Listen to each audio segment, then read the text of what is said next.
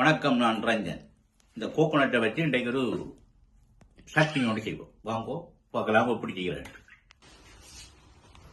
நாங்கள் இப்போ தேங்காய் திருவோம். கோகோனட் ஃப்ளவர்,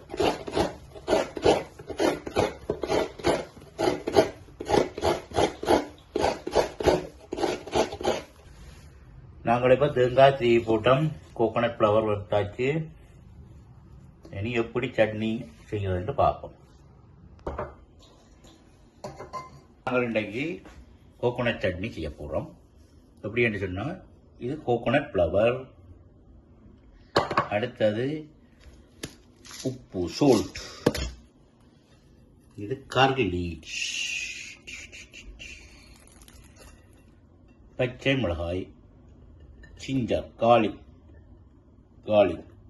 ஒனியன், உள்ளி, இஞ்சி, வெங்காயம், பச்சை மிளகாய், கருவேப்பிலை. இது பொட்டுக்கடலை, கிரான் என்று இங்கிலீஷில் சொல்வது. இதை வச்சு நாங்கள் ஒரு சட்னி கொண்டு தயாரிப்போம். வாங்க பார்ப்போம். நாங்கள் கழுவி வச்ச பச்சை மிளகாய் முதல் போடுறோம்.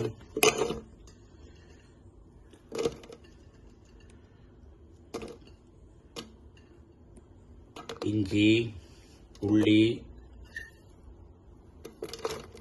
வெங்காயம், பொட்டுக்கடலை, கார்லிக், கருவேப்பிலை,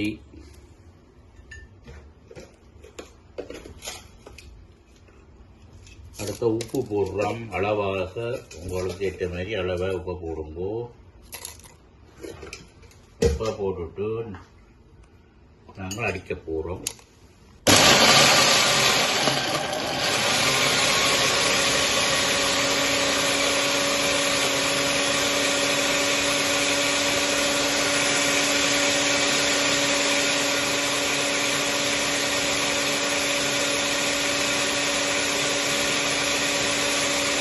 நாங்கள் இதில் ஒரு ஸ்பூன் தண்ணி விடுவோம்.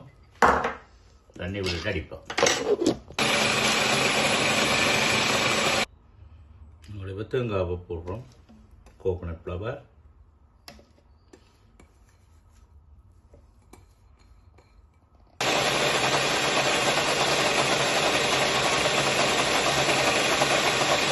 நாங்களுக்கு இன்னும் ஒரு இந்த சட்டியால் தண்ணி விடுறோம். காணாடி விட்டுத்தான் அடைக்கணும். மக்களே, சட்னி, கோகோனட் சட்னி ரெடி. நீங்களும் உங்களோட வீட்டில் தயாரித்து பாருங்கோ. இது தோசை, இடியப்பம், இட்லி, வடை தொட்டு சாப்பிட சும்மா தூக்கலாக தான் இருக்கும். உங்களோட வீட்டையும் பாருங்க, ட்ரை பண்ணி பாருங்க, கமெண்ட் பண்ணுங்க, ஷேர் பண்ணுங்க.